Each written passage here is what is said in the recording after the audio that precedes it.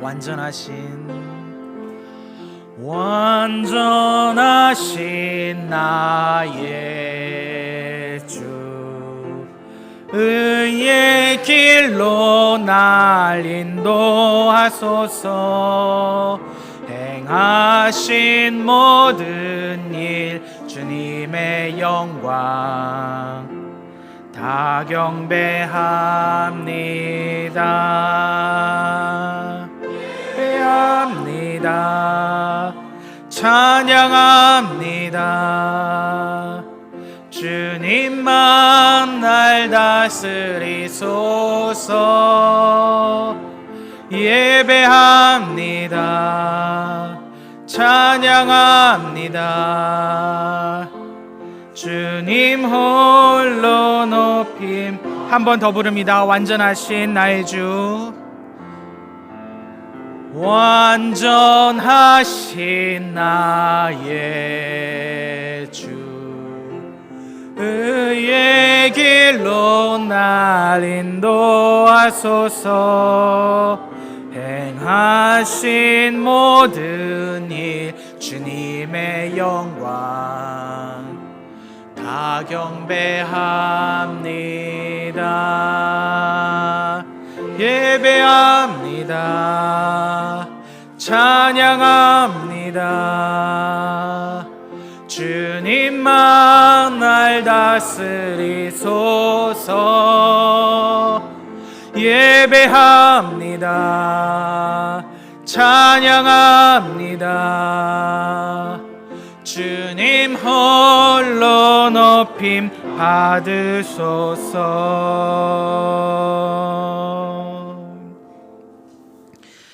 여호와께서는 그 모든 행위에 의로우시며 그 모든 일에 은혜로우시도다. 여호와께서는 자기에게 간구하는 모든 자, 곧 진실하게 간구하는 모든 자에게 가까이 하시는도다. 그는 자기를 경외하는 자들의 소원을 이루시며 또 그들의 부르짖음을 들으사 구원하시리로다. 여호와께서 자기를 사랑하는 자들을 다 보호하시고 악인들은 다 멸하시리로다. 내 입이 여호와의 영예를 말하며 모든 육체가 그의 거룩하신 이름을 영원히 송축할지로다. 아멘. 다음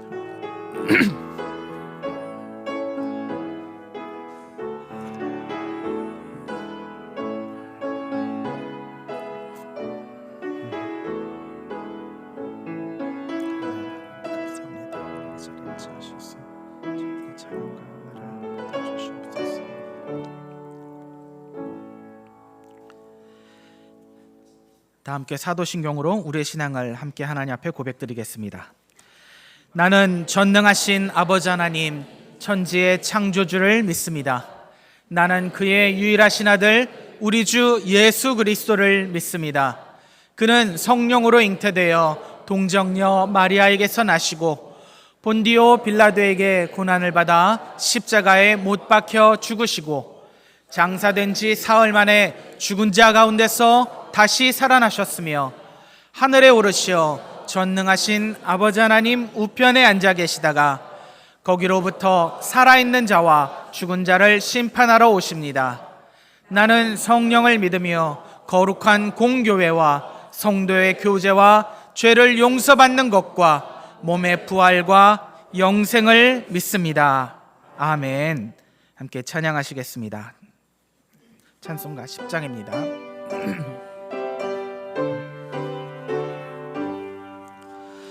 전능왕 오셔서 주 이름 찬송케 하옵소서.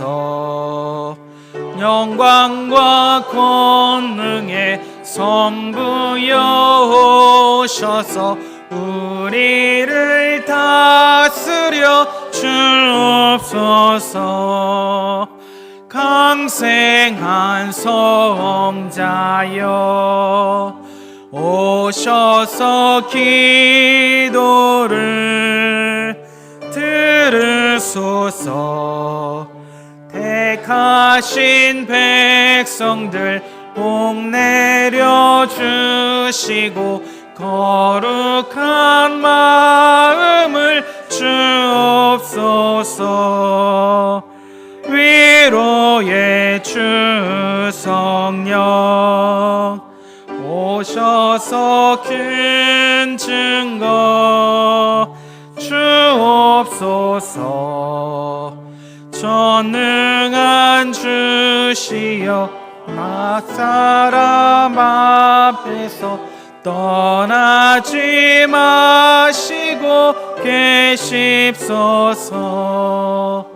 성삼위일체께 한없는 찬송을 드립니다. 존귀한 주님을 영광 중 배웠고 영원히 모시게 하옵소서. 아멘.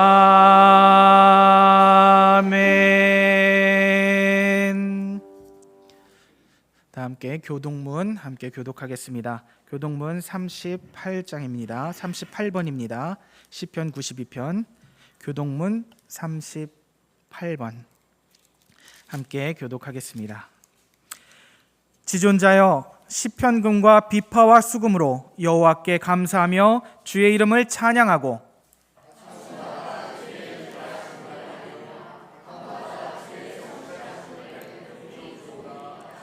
여호와여 주께서 행하신 일로 나를 기쁘게 하셨으니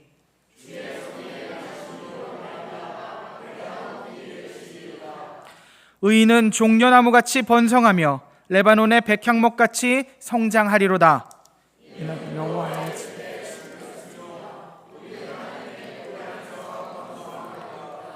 그는 늙어도 여전히 결실하며 진액이 풍족하고 빛이 청정하니 여호와의 정직하심과 나의 바위 되심과 그에게는 불의가 없음이 선포되리로다. 아멘. 모두 자리에 앉아 주십시오. 오늘 찬송가 320장 함께 찬양하겠습니다.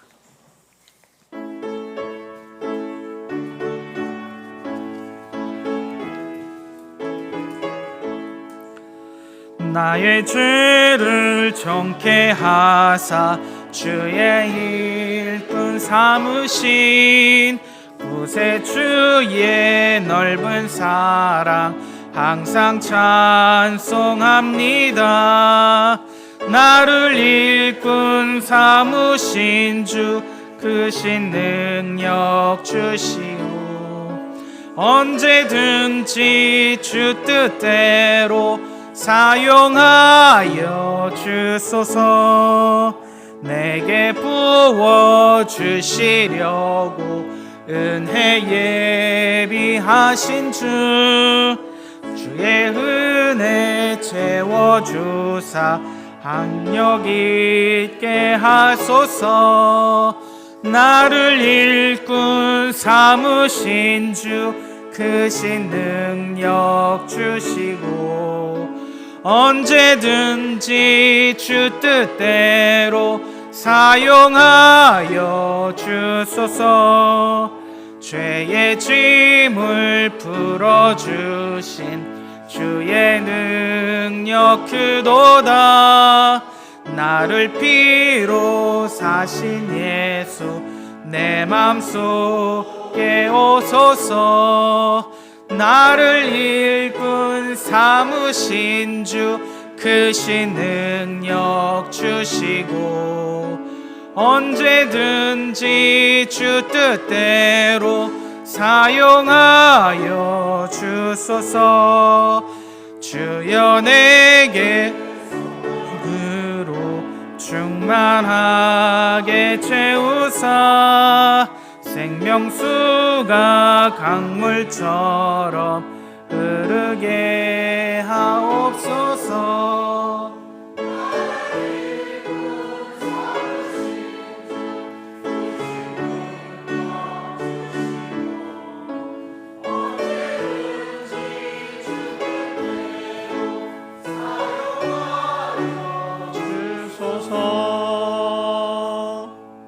아멘.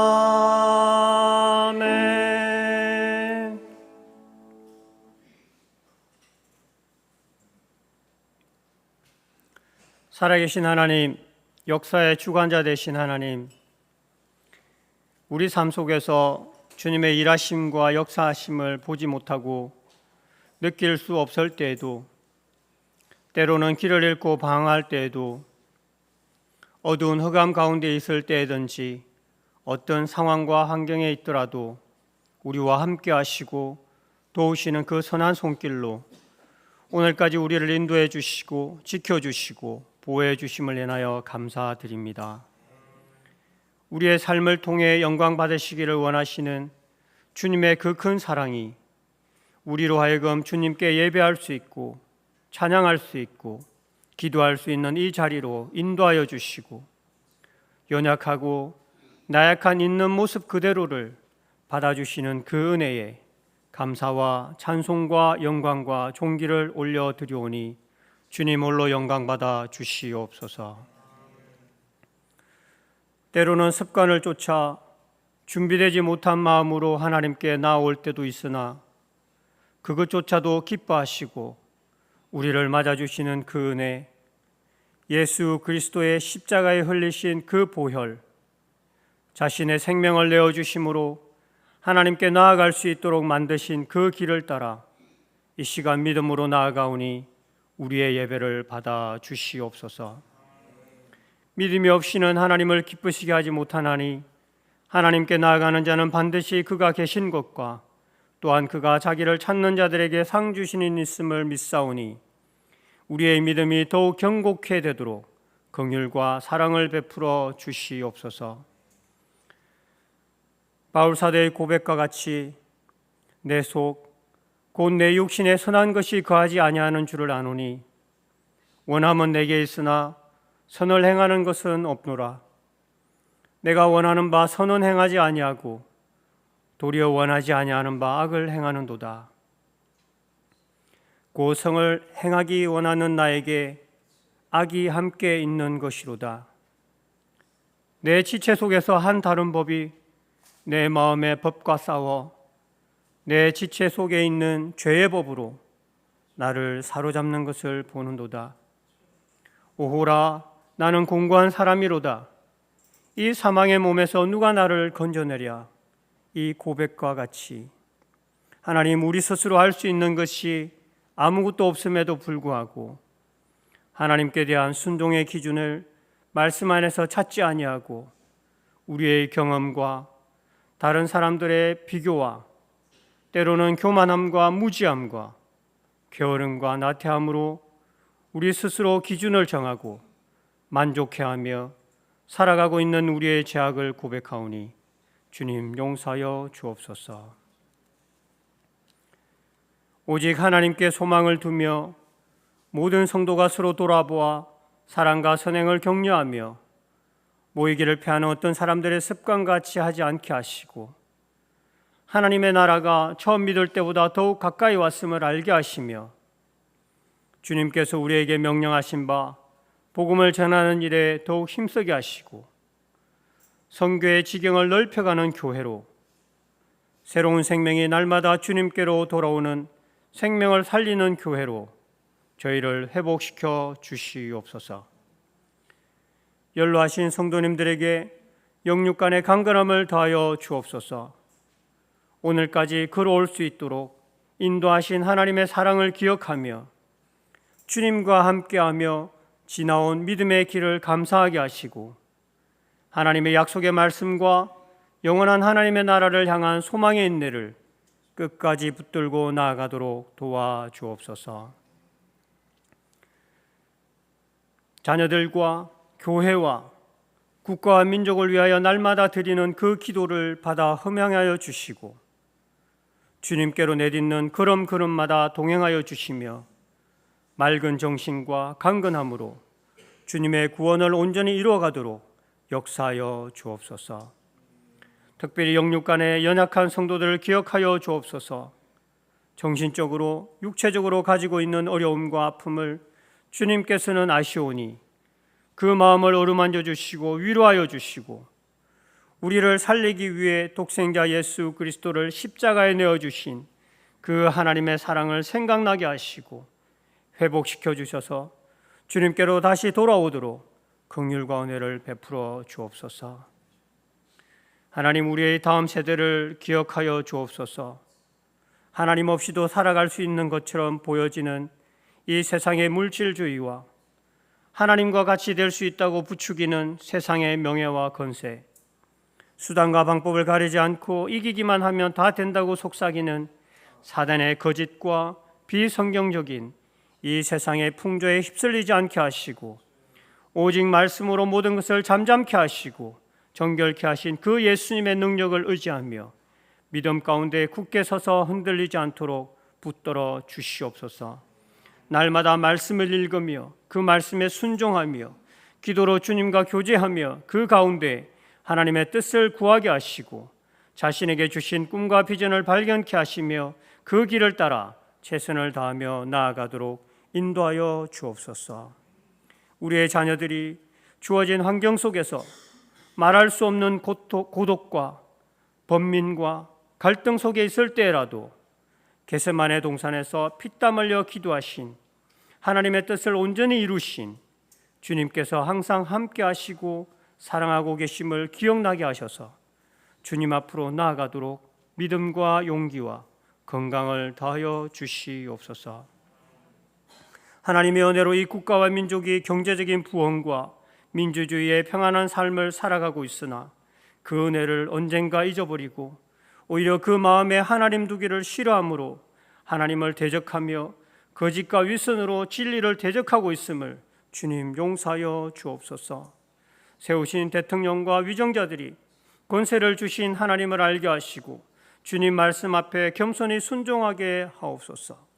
국민이 아닌 하나님을 두려워하게 하시고 입법, 사법, 행정 그 어떤 분야에서도 하나님의 말씀을 대적하는 일이 발생하지 못하도록 막아주시며 이 땅의 모든 성도와 교회가 하나님의 공의를 행하며 진리를 구하는 하나님의 뜻을 온전히 이루는 주의 백성이 되게 하시고 그리하여 이 땅이 하나님의 나라로 회복되도록 은혜를 베풀어 주시옵소서. 세계 곳곳에서 예수 그리스도의 생명을 전하는 선교사님들을 붙들어 주시고 모든 사역 위에 하나님의 평안과 위로가 넘치게 하사 맡은 바 그 사역을 잘 감당하게 하시며 지치지 않도록 힘과 능력을 다하여 주옵소서. 세우신 교회와 선교사님과 성도들에게 필요한 물질과 기도의 후원이 끊이지 않게 하시고 생명의 안정과 삶의 터전 또한 지켜 주옵소서. 이 시간 하나님 말씀 앞에 나아갑니다. 아멘으로 말씀에 순종하게 하시고 우리의 삶이 하나님이 받으시기에 합당한 주님과 동행하는 일평생이 되도록 도와주옵소서.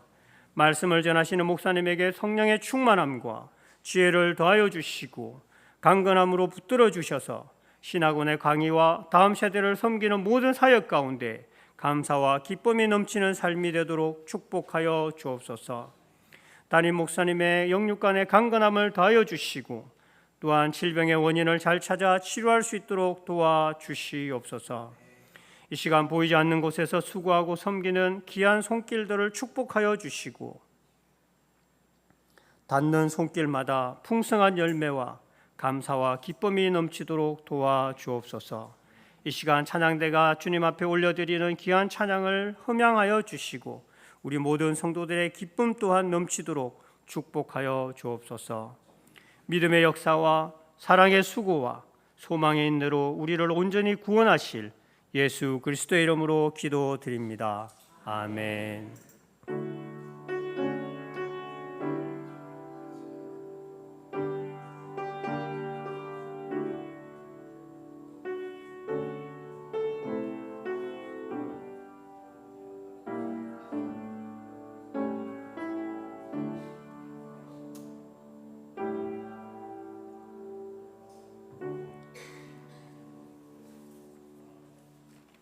교회 소식 전해드리겠습니다. 하나님은 영이시니 예배하는 자가 영과 진리로 예배할지니라.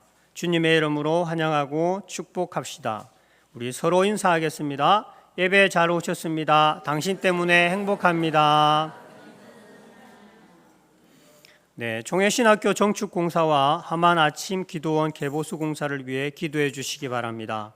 현재 교단 차원에서 두 가지 큰 공사가 진행되고 있습니다. 하만 아침골 기도원 본당 보수공사와 숙소 등 건축과 천안총회 신학원 2청 도서관 정축 공사입니다. 재정이 채워지고 안전한 공사로 완공될 수 있도록 기도해 주시기 바랍니다. 총회 신학원에서 전문 세미나가 9월 25일 목요일부터 26일 금요일까지 총회 신학원에서 욥기 내용으로 진행이 됩니다. 제107회 재건총회 임원 안내입니다. 주보를 참조해 주시기 바랍니다. 담임 목사님께서는 부소기로 섬기게 되었습니다. 재건총회가 하나님의 뜻을 따라 사역을 잘 감당할 수 있도록 기도해 주시기 바랍니다. 모임 안내입니다. 오늘 식사 후 각 남녀 선교회 원례를 정한 장소에서 갖습니다. 특별히 다음 내년도 상반기 선교지 방문을 위하여 각 선교회 부탁드린 바 있습니다. 이번 원래 시간에 함께 논의해 주시길 부탁드립니다. 오늘 오후 2시 정교인 전도 나가도록 하겠습니다. 오늘 금요일 오전 11시 사랑방 목장 모임이 있습니다. 교우 소식입니다. 지금 담임 목사님 가정은 수요일까지 휴가 중입니다. 휴가를 통하여 영육이 잘 충전되고 건강을 회복할 수 있도록 기도해 주시기 바랍니다. 김도로 목사님과 박창건 전도사님 이번 재건 총회 신학원 전문 세미나 참석하겠습니다. 감사합니다.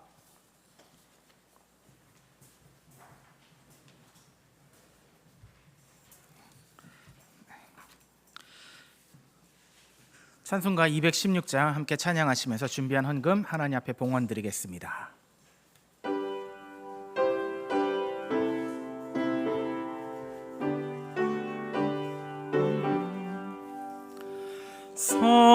성자의 귀한 몸 날 위하여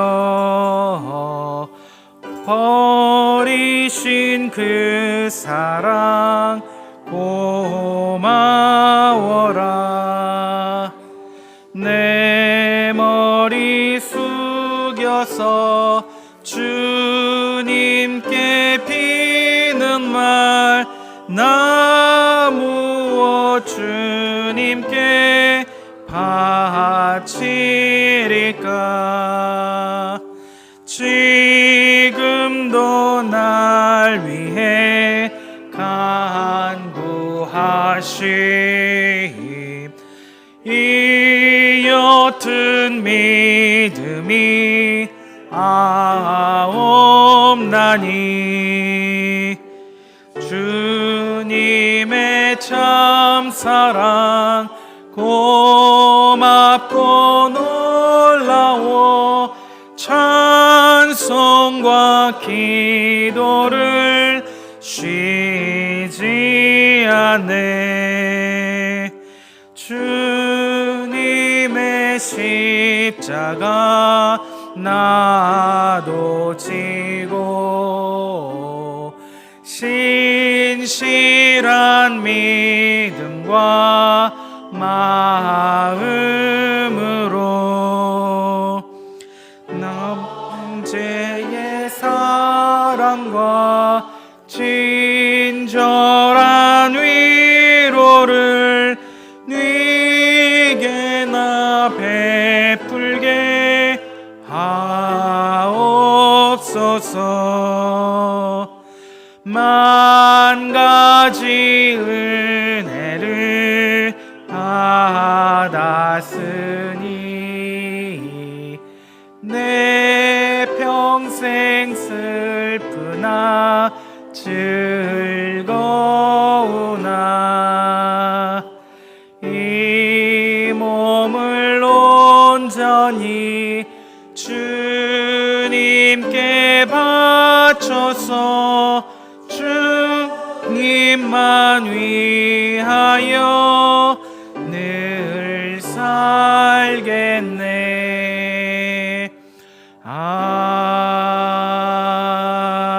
아멘. 바친 헌금에서 잠시 기도하겠습니다.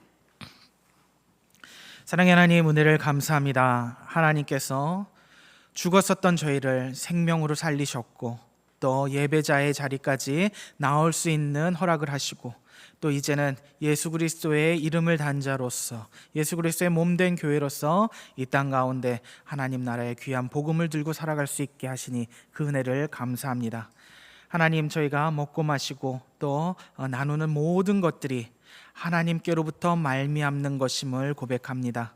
저희들이 가진 것 아무것도 없었사오나 하나님께서 모든 것을 채우셨고 모든 것을 값없이 주셨고 귀한 것마저 우리들에게 하나님께서 허락하셨으니 그 능력과 그 은혜와 그 사랑으로 말미암아 오늘 저희가 하나님 앞에 이렇게 살 수 있게 되었습니다. 하나님, 그 많은 은혜에, 그 큰 은혜에 저희들이 보답할 길 없사오나 작은 예물, 하나님이 주신 것 일부를 하나님 앞에 돌려드림으로 저희들의 하나님을 향한 감사와 찬양을 표현하고자 합니다. 하나님, 온 마음을 다하여 드리는 이 예물을 하나님 흠향하여 주시옵소서. 하나님, 바친 손길들마다 그 마음 가운데 하나님을 향하여 하나님 드리는 모든 소망과 기도를 하나님 응답하시는 은혜 가운데 살게 하여 주시고, 하나님 어디를 가나 하나님께서 함께 하심으로 형통하는 걸음을 걷게 하여 주시옵소서. 물질 또한 하나님 아버지 앞에 바쳐졌던 것 세상 가운데 다시 나가 쓰임 받을 때에 악하고 추한 일들에 사용되지 않게 하시고 오직 사람 살리고 생명 살리고 세상을 살리는 귀한 하나님 나라의 일들의 물질로 사용되게 하여 주시옵소서. 오직 하나님께서 기뻐 받으시며 또 하나님께서 또 사랑으로 저희들을 향하여 주시는 그 음성에 저희들도 기쁨과 감사를 올려드리는 그런 오늘의 예물 되게 하여 주시옵소서. 예수님 이름 받들어 감사하며 기도드립니다. 아멘.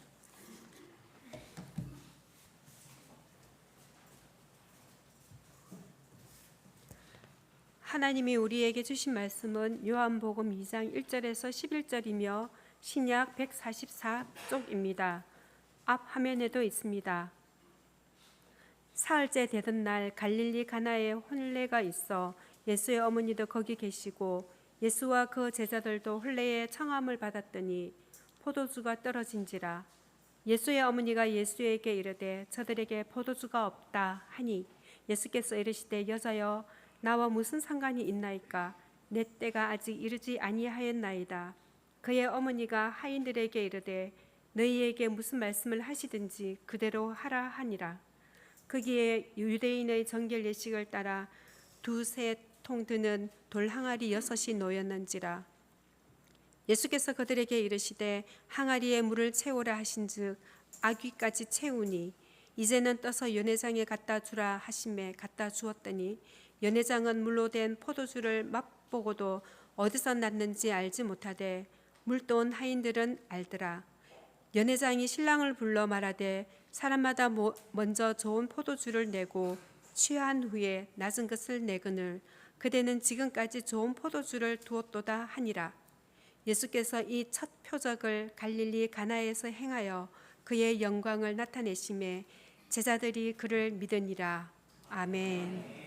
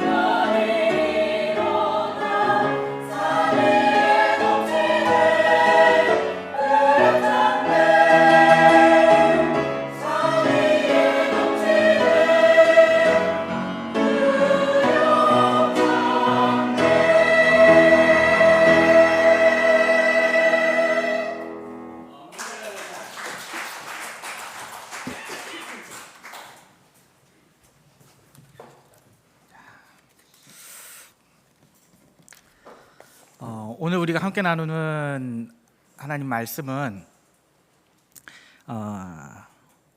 가나라고 하는 갈릴리 지역의 가나라고 하는 작은 마을에서 벌어지고 있는 혼인잔치의 이야기입니다. 이 이야기 교회 오랫동안 다니셨고 신앙생활 오래 하셨기 때문에 잘 아시는 얘기들일 거예요.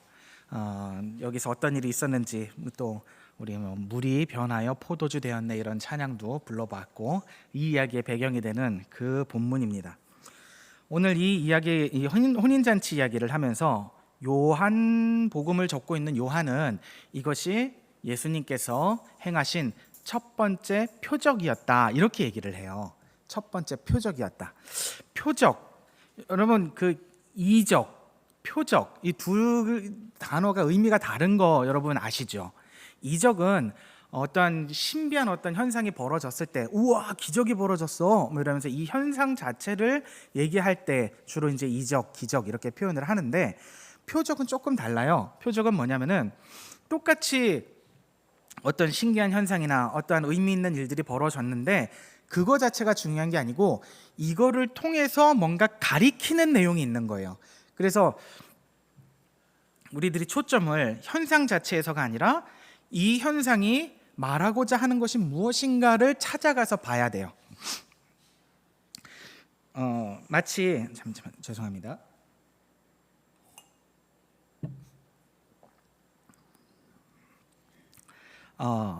마치 우리 이제 저 밑에 동대문 앞에 우리 큰 길 언덕 올라오기 전에 찻길 큰 길 있는 거기에 표지판이 있어요. 표지판이 있어서 성토교회 350m 이러면서 화살표가 이렇게 돼 있단 말이에요. 이렇게 돼 있는데 우리가 가서 그걸 보고 우와 여기 교회 다 왔다 이렇게 얘기하진 않잖아요. 우와 성토교회 350m래 우와 끝 이러진 않잖아요. 그걸 보고 이제 저기로 가면은 우리 성토교회 있나 보다. 그러면은 얼마나 더 가야 돼? 350m? 내가 올라가야지. 이래서 350m를 이 표지판이 가리키는 방향을 따라서 쭉 올라오면은 교회 다 왔다 이렇게 되는 거예요.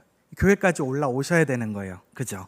그래서 표적이 가리키는 내용들이 있는데 이 오늘 성경에서 성경 본문에서 주고 있는 이 첫 번째 표적이다라고 이야기를 하면서 주는 가나의 혼인잔치, 이것은 무엇을 나타내기 위해서 이렇게 우리들에게 주고 있는 것일까? 무엇을 나타내는 것일까? 궁금합니다. 성경에는요, 요한복음 안에는 요한은 특별히 여러 가지 예수님의 기적들 중에서 7가지를 뽑아서 7가지 표적이라고 다른 단어로, 표적이라는 단어로, 사인이라는 표시로 그렇게 설명을 하고 있어요. 7가지 내용을 전부 다 아우르면 이 총괄적으로는 전부 다 나타내는 바가 예수님께서 그렇게 기다려오던 그 메시아이시다, 예수님이 그리스도시다, 이 내용을 드러내는 거예요. 그래서 오늘 제자들이 믿었더라 하고 얘기 끝나는데 제자들이 믿었다는 내용도 결국은 주님이 메시아이시다라고 하는 믿음으로 이렇게 향해 가게 되었다라는 의미가 되는 건데, 총체적으로는 그런데 각 기적들, 각 표적들마다 또 의미하는 그 방법들이 조금 달라요. 내용들이 조금 달라요. 오늘 우리가 처음 이렇게 만나고 있는 첫 번째 표적, 물을 포도주로 만드신 표적, 가나의 혼인잔치에서 나타난 이 표적은 어떤 의미를 통해서 예수님이 메시아 되심을 그렇게 드러내고 있을까? 우리가 어떤 내용들을 살펴봐야 될까? 우리 좀 더 이 이야기 안으로 함께 좀 들어가 보도록 하겠습니다. 예수님은 제자들과 함께 가나의 어느 집 혼인잔치에 초대되어 가시게 됩니다. 지금 이 시점은 요한복음도 2장밖에 지금 안 넘어왔잖아요. 지금 예수님이 공생의 사역 시작하신 아주 시작 포인트예요. 지금 막 시작하신 상태예요. 제자들을 이제 1장에서 막 부르셨고 만나셨고, 그러고 요한은 첫 번째 표적이라고 하면서 이 가나의 혼인잔치로 우리들의 시각을 이렇게 끌어오고 있습니다. 혼인잔치집에 왔는데 여기 잔치 중에 포도주가 떨어지는 상황이 벌어집니다. 당시 이스라엘 풍습에서 이 결혼 잔치가 벌어지고 있는데 중간에 포도주가 똑 떨어졌다. 잔치가 아직 끝나지 않았는데 포도주가 먼저 끝나버렸다. 이거는요 상당히 곤란한 상황입니다. 그냥 단지 곤란한 게 아니라 이 유대의 결혼에서는 신랑이 이 잔치 비용들과 포도주를 준비를 해요. 포도주를 준비하고 제공하는 거는 신랑이 하는 거예요. 그런데 신랑이 이 잔치를 진행을 하다가 포도주가 다 떨어져 버렸다라는 얘기는 이 신랑이 신랑 저거 별 볼 일 없네, 저 변변찮네 저거, 이렇게 돼버리는 상황이 되거든요. 심각하면은 좋은 분위기에 있다가 신부 측 아버지가 포도주가 다 떨어졌다고? 그 정도밖에 준비 안 하는 녀석이었어? 내 딸 못 줘, 이러면서 파혼을 할 수도 있는, 파혼으로 갈 수도 있는 그런 정도의 심각한 문제인 거예요. 잔치의 주인공이 되어야 될 신랑은 망신과 원망을 당하고 잔치는 그냥 망해버리는 거죠. 그냥 쫑나버리는 거죠. 이러한 위기 상황이 지금 발생을 한 거예요. 그런데 흥미로운 일이 진행이 됩니다. 예수님의 어머니인 마리아가 예수님에게 와서 뭐라고 말을 하냐면은 저들에게 포도주가 없다라고 얘기를 합니다. 저들에게 포도주가 없다. 이게 우리 정서에서 그냥 읽으면은 그렇게 얘기했나 보다 이러고 넘어갈 수 있는데, 이제 유대의 어떤 문화적인 습관들이나 이런 걸 같이 생각을 하고 알면서 한번 살펴보면은 이게 되게 이상한 얘기예요. 왜냐하면 마리아가 지금 예수님한테 와가지고 이렇게 가십 뒤에서 막 뒷담화하듯이 하는 얘기가 아니거든요. 마리아가 남의 말 하는 걸 좋아하는 사람이어서 어머머 웬일이야, 야 여기 포도주 다 떨어졌대, 이거 웬일이야, 이런 분위기로 하는 얘기가 아니란 말이에요. 이게 지금 여기서 진지하게 마리아는 진지하게 이 문제를 예수님한테 와서 얘기를 하고 있고, 이 말의 의미는 결혼식에 포도주가 떨어졌다, 네가 어떻게 좀 해봐라, 이 요청까지 들어있는 거예요. 네가 어떻게 좀 해봐라 라고. 그러니까는 이런 의미의 말은 더 이상한 거예요. 왜냐하면은 제가 방금 전에 우리 나눴잖아요. 이 결혼식에서 포도주를 공급하는 사람은 누가 하는 거라고요? 신랑이 하는 거예요. 신랑이. 근데 예수님께서 포도주를 여기서 공급을 해버리면 어떻게 되는 거예요? 누가 신랑이 되는 거예요? 예수님이 돼버리는 거예요. 지금 이게 이 청년 신랑이 아니라. 그래서 이상하다는 거예요. 이상한 대화가 돼버린다는 거예요. 그런데 더 당혹스러운 것은요, 예수님이 이 결혼식에서 포도주를 공급을 하세요. 예수님이 그 문화, 그 의미를 모르셨을까요? 근데 공급을 하신단 말이에요. 그것도 앞에 나왔었던 포도주랑 비교가 안 되는 최상급의 포도주를 내놓는단 말이에요. 돌 항아리 6개 가득 채워서요. 그래서 결혼식이 진짜 잔치로 완성되게 하시잖아요. 그죠? 그래서 이런 문화의 의미를 딱 알고 이야기를 들으면은 요거 이상한데, 왜 이상한데, 이런 뭔가 불편함이 느껴져야 돼요. 근데 예수님께서는 분명히 이 안에 의미를 담고 얘기를 하신 거예요. 이 일들을 진행을 하고 계시는 거예요. 마리아한테 대답을 하는 예수님의 대사도 좀 이상해요. 뭐라고 예수님이 마리아한테 대답을 하시냐면은, 여자여, 나와 무슨 상관이 있습니까? 내 때가 아직 이르지 아니하였나이다, 이렇게 얘기를 하시는 거예요. 아니, 지금 남의 결혼식 잔치에 포도주 떨어졌다고 얘기를 했더니 그럼 내 때가 아니르도 얘기가 왜 이렇게 안 맞아 들어가요? 여러분, 이 읽으면서 이상하지 않으셨어요? 네, 우리는 뜬금없지만 그렇게 얘기하셨나 보다 이러고 넘어갈지 모르지만은, 이제 우리가 문화를 조금씩, 유대 문화를 조금씩 이해해 가면서 보면은, 요거 이상하다, 대화 이상하네, 뜬금없네, 안 맞아 들어가는 이런 느낌들이 오죠. 자, 이 안에는 현실이라는 도화지 위에 예수님께서 메시아로서, 사적인 관계에서의 얘기가 아니라 메시아로서의 공적인 사역으로 이 어떤 메시지를 담아서 말씀을 펴고 계시는 중이세요.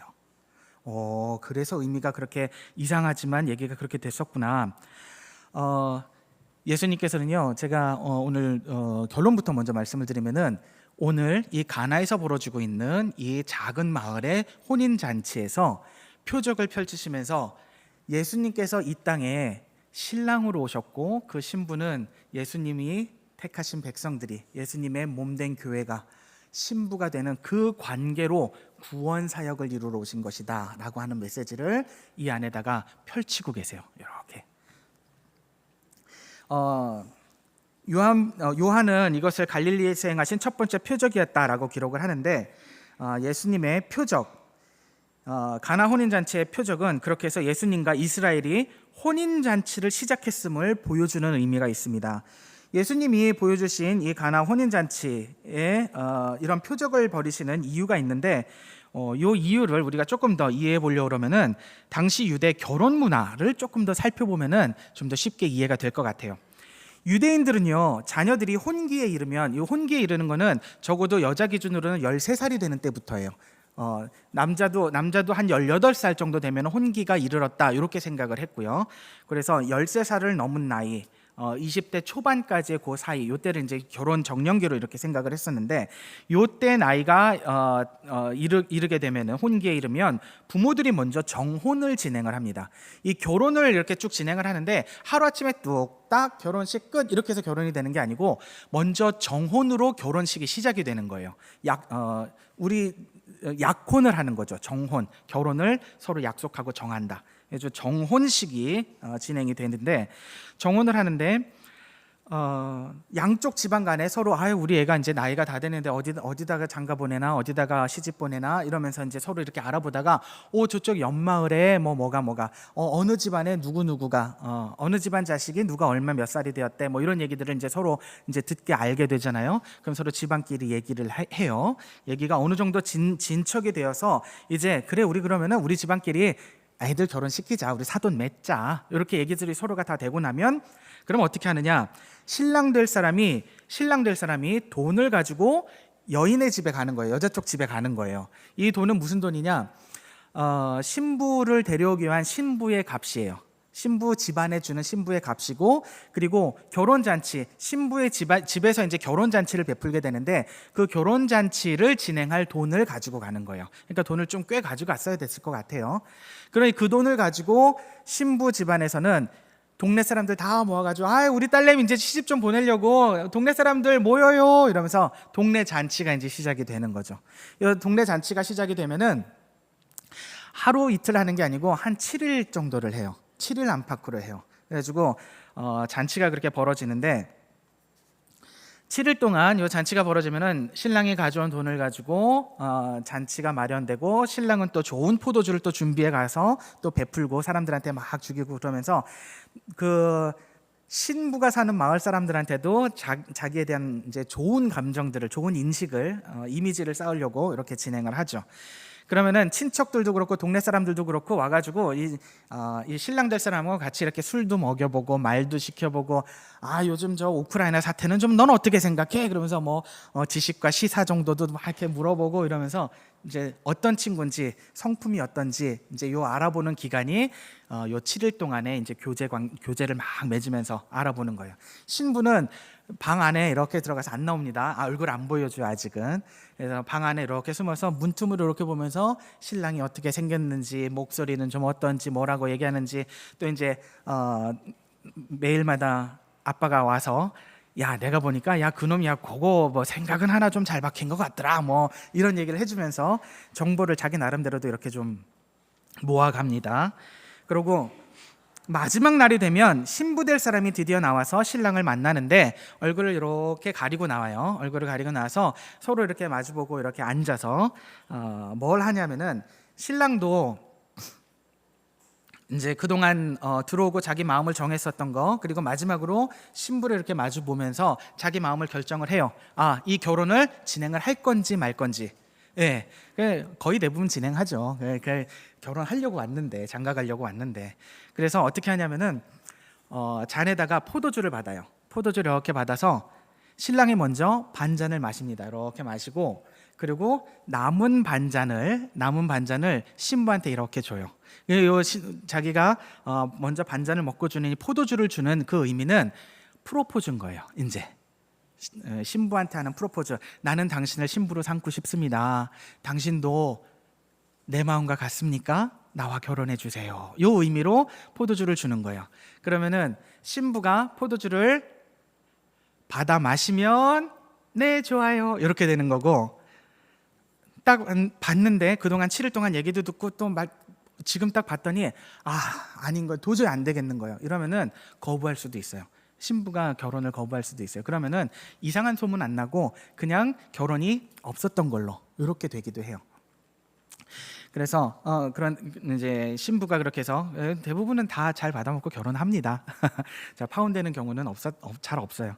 그래서 이제 요거를 받아 마시고 나면은 이제 둘이 결혼이 된 거예요. 결혼이 됐는데 결혼됐다고 같이 이제 그날 밤부터 같이 합방하냐? 아니에요. 그렇지 않아요. 신랑은 신부를 털끝 하나 건드리지 않습니다. 털끝 하나 건드리지 않고 얘기하고 보고 웃고 그리고 이 포도주를 나눠 마심으로 이제 정혼까지 되었고 확증된 다음에 그 다음에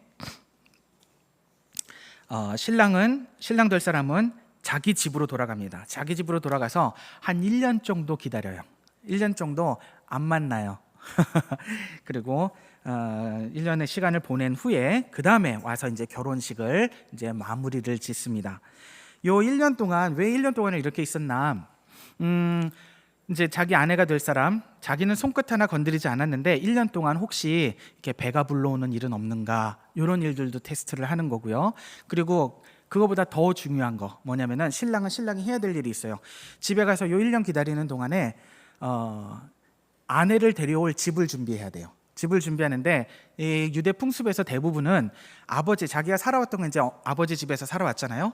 아버지 집에서 살아왔는데 아버지 집에다가 좀 증축을 해요. 그렇게 해가지고 아내하고 나하고 살 공간을 증축을 좀 해가지고 그렇게 만들어요. 그렇게 해서 그게 이제 완공을 시키고 준비돼야 되는 상태가 한 1년 걸린다 이렇게 보기도 하는 거예요. 그래서 이 두 가지가 그 1년 동안에 벌어집니다. 요 1년 정도의 시간을 이제 보내기 위해서 이 신부의 집에서 7일 동안의 이 정혼식을 마치고 이 신랑이 자기 집으로 돌아가면서 신부한테 뭐라고 얘기를 하냐면요. 이렇게 얘기를 해요. 이제 나는 당신을 위한 거처를 예비하러 갑니다. 당신이 거할 초소를 예비한 후에 내가 다시 와서 당신을 나의 있는 곳으로 데려가겠소. 이 약속을 하고 가는 거예요. 근데 이 대사 어딘가 좀 어디서 들어본 것 같지 않으세요? 굉장히 익숙하지 않으세요? 어디서 이거 들어봤는데? 이거 우리 어디서 들어봤을까요? 요한복음 14장에서 나와요. 요한복음 14장 2절 3절에서 나오는데 요 상황은 요한복음 14장의 상황은 예수님이 이제 곧 있으면 잡혀갈 거예요. 네. 요 만찬 마지막 최후의 만찬을 마치고 제자들과 이야기를 나누면서 이야기를 하시는 거란 말이에요. 뭐라고 적혀 있냐면요. 요한복음 14장 2절 3절은요. 이래요. 내 아버지 집에 거할 것이 많도다. 그렇지 않으면 너희에게 일렀으리라. 내가 너희를 위하여 거처를 예비하러 가노니 가서 너희를 위하여 거처를 예비하면 내가 다시 와서 너희를 내게로 영접하여 나 있는 곳에 너희도 있게 하리라. 이 만찬 끝나고 지금 이제 잡혀가시기 직전인데 제자들과 이런 얘기를 나누셨어요. 여러분들이 우리가 제자 입장이 되어서 한번 생각해 보세요. 예수님 같이 이거는 나의 살이요, 이거는 나의 피다, 이건 언약의 피다 그러면서 빵도 떼주시고 포도주도 먹고 이랬는데 문득 갑자기 예수님이 이 대사를 딱 말씀하신단 말이에요. 제자로서 느낌이 어떻겠어요? 뭐야, 예수님 뭐 이렇게 닭살 돋는 말씀을 멘트를 하셔. 이거 결혼할 때 신랑이 하는 멘트인데 뭐 우린 남잔데 뭐 무슨 왜 이런 멘트를 하시지? 좀 닭살이다 이럴지도 모르겠어요. 왜냐하면 제자들은 그 유대 결혼 문화 풍습을 아주 잘 알고 있는 사람들이니까. 그죠? 이 대사가 무엇을 의미하는지 아니까. 그리고 2000년 전에 이 요한복음을 읽던 첫 번째 독자들, 그 당시에 살던 유대인들이 이 글을 읽을 때도 이 요한복음 14장 2절 3절 이 부분을 읽어나가면서 분명히 그런 느낌이 들었을 거예요.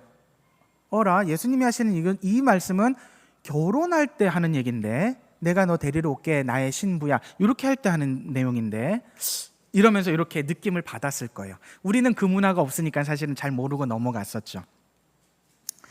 자, 아무튼 신랑은 그러고 집으로 돌아옵니다. 그리고 1년 정도의 시간이 지납니다. 신부를 데려올 때쯤 되면 신랑의 아버지가 날짜를 정합니다. 이 신랑이 될 아들이 언제 가서 데려올지를 이제 대충 아버지가 한 1년 이제 지난 것 같은데 그래 별 소문도 없는 것 같고 들려오는 얘기도 특별한 거 없는 것 같고 됐다 이만하면 됐다 우리 살 곳도 잘 이제 어느 정도 페인트 칠까지 다 끝났네 도배까지 다 끝났네 장판 잘 깔았지 이제 다 끝났어 좋아 이제 그러면은 아들아 가서 네 아내를 이제 가서 데리고 오너라 이러면서 몇 월 며칠 날 다음 주 화요일 날 가라 이러면 가서 데려와라 이러면서 아버지가 날짜를 정해줘요.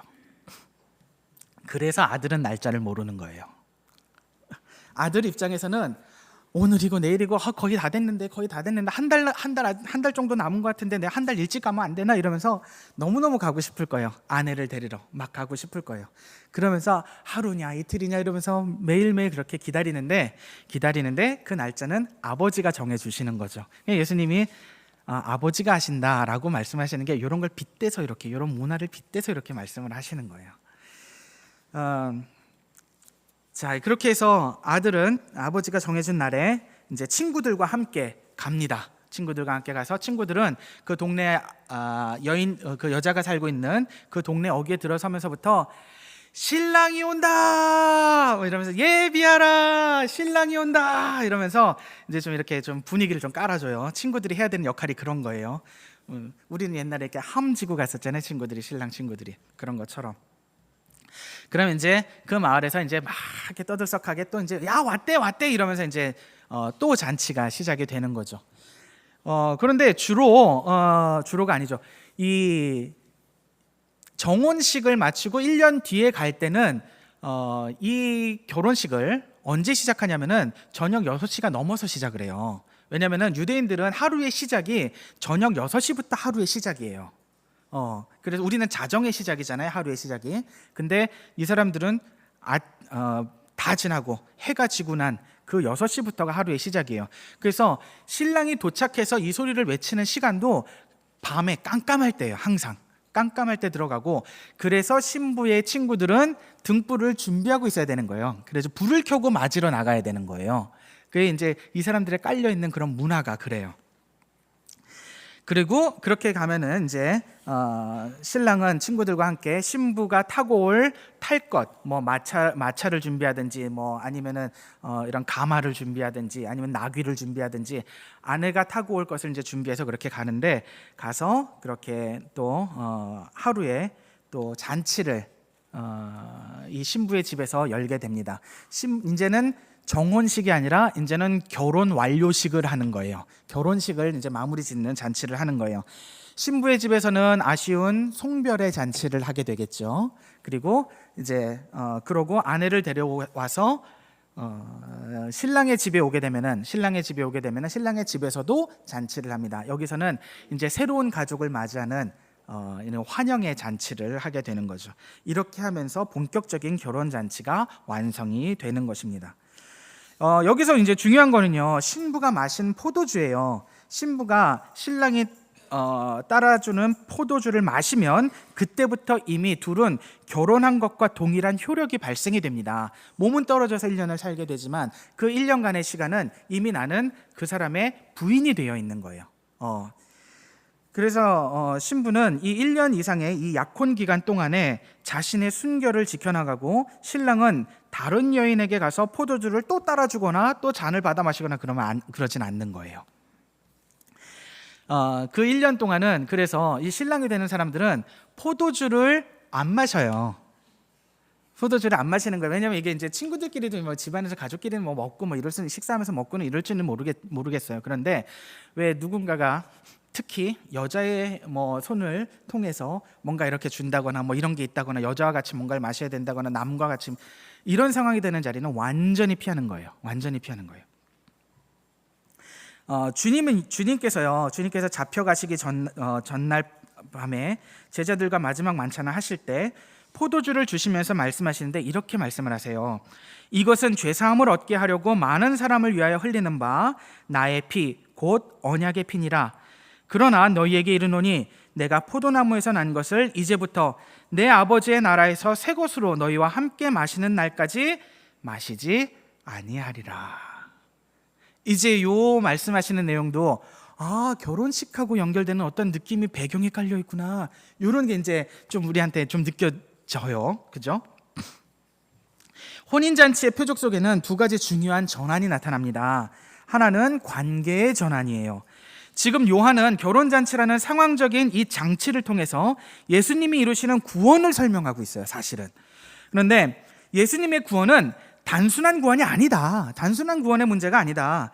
예수님과 결혼의 관계에 이르는 것이다. 예수님이 가져오신 것은 결혼의 관계를 가지고 오신 것이다. 그것이 구원 안에 담겨 있는 중요한 의미다. 이 메시지를 요한은 전달을 하고 싶어 하는 것 같습니다. 단순한 구원자와 신랑, 신부의 관계에서의 구원, 어떻게 의미를 좀 차이 있게 우리가 좀 이해해 볼 수 있을까요? 한번 상상을 한번 해보세요. 남자하고 여자하고 이렇게 같이 있는데 여자가 물에 빠졌어요. 그래가지고 물살이 휩쓸려서 막 떠내려가요. 생명이 위험해요. 곧 죽을 것 같아요. 이런 상황이에요. 그런데 119에서 와가지고 119 구급대원이 가서 이렇게 여자를 딱 건져냈어요. 그러면은 이제 여자가, 물에 빠졌었던 여자가 고맙습니다. 덕분에 살았어요. 감사합니다. 이럴 거 아니에요. 그죠? 고맙습니다. 감사합니다. 덕분에 살아서 당신은 나의 생명의 은인이에요. 요 정도까지 얘기를 할 거예요. 정말 고마워할 거예요. 자, 그런데 남자가 그걸 보고 119 부를 시간도 없어. 본인이 뛰어들어가지고 막 되는 수영 안 되는 수영 막 해가지고 이 여인을 구해내가지고 이제 드디어 살려냈어요. 그럼 여자 멘트는 똑같아요. 고마워요. 당신이 날 살렸군요. 정말 고마워요. 이러면서 한마디가 더 붙을 거예요. 뭐라고 그럴까요? 정말 사랑해요. 이럴 거예요. 그죠? 구급대원한테는 사랑해요까지는 안 가죠. 아무리 고마워도. 그런데 이 자기 신랑 된 사람한테는 당신 정말 사랑해요. 이럴 거예요. 눈물을 흘리면서, 정말 고마워하면서. 사랑의 관계까지 이어지는 그 관계로 우리 구세주가 우리한테 오신 것이다. 그래서 구원받았다 끝. 이 문제로 우리들 멈춰 있으면 안 돼요. 이제 예수님의 신부로서까지 이제 나가야 되는 게 그렇게 연결이 되는 거예요. 또 하나의 전환은 정결케 됨의 전환이에요. 예수님의 신부된 우리는 예수님으로 인해 정결케 되었습니다. 우리 아까 잠깐 얘기를 했었는데 이 예수님이 물을 포도주로 만드는데 여기에 뭐가 있었어요? 6개의 돌 항아리가 있었어요. 이거 굉장히 큰 항아리거든요.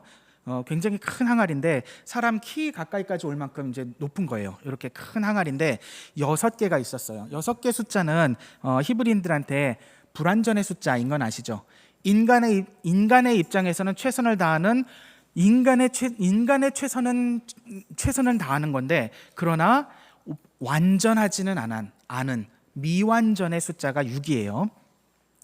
근데 이 6개의 돌 항아리가 있는데 성경에서 요한은 뭐라고 이 돌 항아리를 설명하냐면은 정결 예식에 쓰는 이라고 얘기를 해요. 정결 예식에 쓰는 항아리다, 이렇게 얘기를 해요. 여기는 물을 채웁니다. 먹는 걸 채우는 거 아니에요. 이 물은 어디다 쓰냐면은 손님이든 주인이든 바깥에 갔다가 오면은 거기 먼지가 많은 나라잖아요. 먼지가 많은 나라인데 오면은 손과 발에다가 하인들이 와서 물을 떠다가 이렇게 부어줘요. 그럼 손도 씻고 먼지 털어내고 발에 먼지도 닦아내고 이러고 집 안으로 들어가는 거예요. 그게 정결 예식이에요. 유대교 안에서의 율법 중에 하나예요. 그래서 그거를 위하여 물을 언제나 담아놓는 그 항아리, 정결 예식에 쓰는 항아리. 그런데 예수님께서는 이 항아리, 정결 예식에 쓰는 이 항아리를 통하여서 포도주를 만드신단 말이에요. 이 의미가 뭐냐면 유대교의 율법 은 씻는 것밖에 못해요. 아무래도 사람을 완전하게 죄에서 완전히 벗어나게 생명을 주지는 못해요. 요 한계를 보여주는 거예요. 요한은 그 내용을 이렇게 오버랩 해가지고 의미를 담고 있는 거예요. 그런데 예수님께서는 씻는 물을, 정결 예식에 쓰는 율법 씻는 물을 마시는 포도주로 바꿔버리신 거예요. 그리고 이 포도주는 어떻게 해요? 손발에다 붓는 게 아니에요. 몸에다 샤워하는 게 아니에요. 이 포도주는 마시는 거예요. 마시는 생명이 된 거예요. 우리는 이제 2000년 후에 이 말씀이 완결된 성경을 다 보니까 알죠. 이 포도주는 예수님의 피를 의미해요. 생명을 의미해요. 우리가 그 의미가 이렇게 메타포가 연결되는 거 우리는 알고 있단 말이에요. 예수님께서 결국은 이 보여주시는 의미들이 유대교에는 생명이 없어. 유대교가 완전한 생명을 줄 수는 없어. 그런데 나는 너희들한테 생명으로 왔어. 나를 마셔야 돼. 이 포도주는 나의 피야. 이 피가 내 피가 된 이 포도주는 너와 나의 결혼식의 약속을 의미하는 거야. 이렇게 연결이 되는 거예요. 이 의미가 이 가나 혼인잔치 안에 담겨 있는 요한이 전달하고자 하는 그 메시지라는 겁니다. 우리가 참으로 정결해지는 것은 오직 예수 그리스도의 보혈밖에는 길이 없습니다. 우리는 신랑 되시는 예수님이 주시는 포도주를 받아서 마셨고, 우리 받아서 마셨어요. 그러니까 예배 나올 수 있는 거예요. 예배를 할 수가 있게 되는 거예요. 이제는 그분의 신부가 되었습니다. 남자분들, 저는 남자인데요, 뭐 이렇게 생각하지 마시고요. 그리스도의 신부된 교회로서 우리도 예수님의 신부가 되는 거예요. 남녀의 성별의 구분이 없이. 예수님은 지금 나를 위해 초소를 준비하러 아버지께로 가셨고, 이제 곧 우리를 데리러 다시 오실 것입니다. 우리는요, 이제 그래서 뭐예요? 이제 임자 있는 몸이다. 우리는 이제 임자 있는 몸이다. 예수님의 신부가 된 우리는 이제 다른 남자가 주는 포도주 마시면 돼요, 안 돼요? 안 돼요. 이제는 다른 포도주 받아 마시면 안 되는 거예요. 눈길도 팔면 안 돼요. 예수님과 나 사이에 다른 것이 끼어들면 그걸 바람났다고 그러는 거예요. 우리는 바람나면 안 되는 거예요. 우리는 그 바람난 거를, 예수님 사이에 뭔가 끼어들어서 바람나게 되는 것을 우상숭배라고 이야기를 합니다. 그것이 돈이 되었든 쾌락이 되었든 권력을 쫓는 욕심이 되었든 심지어는 내가 가지고 있는 어떤 연약함이 되었든 그 무엇도 예수님과 우리 사이를 끼어드는 것은 없어야 합니다. 세상에서 주님을 기다리는 신부의 삶이 쉽지만은 않을 겁니다. 타협하고 싶은 유혹도 순간순간 만만치 않을 겁니다. 세상의 풍조가 우리를 흔들 수도 있습니다. 핍박과 조롱의 두려움을 견뎌야 할 때를 사는 성도도 있습니다. 그래서 우리는 깨어 있어야 하는 겁니다. 말씀으로 삶을 비추고 때로는 아프고 속상해도 내가 잘못했으면 잘못했습니다라고 주님 앞에 내어놓는 과정을 살아야 됩니다. 성령의 도우심을 구하는 삶을 살고 있어야 됩니다. 세상의 그 어떤 것이 나를 유혹해도 오직 그리스도 예수, 우리 주님의 길만을 여러분들 따라가시기 바랍니다. 그래서 신랑 되신 예수님 다시 오실 때에 정결하고 사랑스러운 신부로 신랑 앞에 서는 우리 성토교회 모든 성도 여러분 한 분 한 분 되시기를 주님의 이름으로 축원드립니다. 기도하겠습니다. 사랑하는 주님, 주님의 신부된 교회로서 저희들의 삶이 언제나 정결하기를 소망합니다.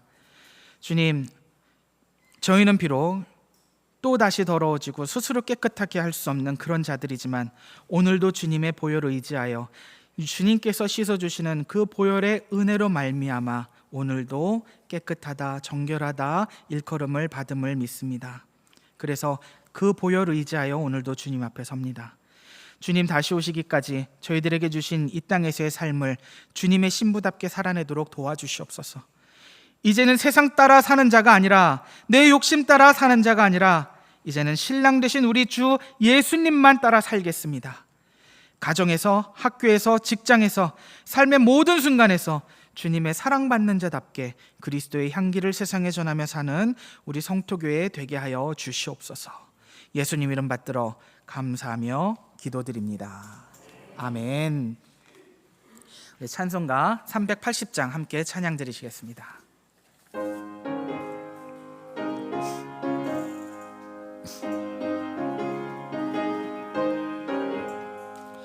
나의 생명 되신 주 주님 앞에 나아갑니다.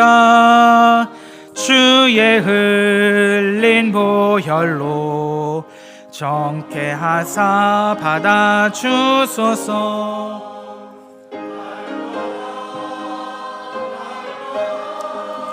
주를 찬송하겠네. 주의 사랑 줄로서 나를 굳게 잡아 매소서. 괴로운 세상 지낼 때 나를 인도하여 주소서. 주를 믿고 나가면 나의 길을 잃지 않겠네. 날마다 주를 찬송하겠네. 주의 사랑 줄로서 나를 굳게 잡아매소서. 세상 살아갈 때에 주를 더욱 사랑합니다. 밝고 빛난 천국에 나의 영혼 들어가겠네. 날마다 주를 찬송하겠네. 주의 사랑 줄로서 나를 굳게 잡아매소서.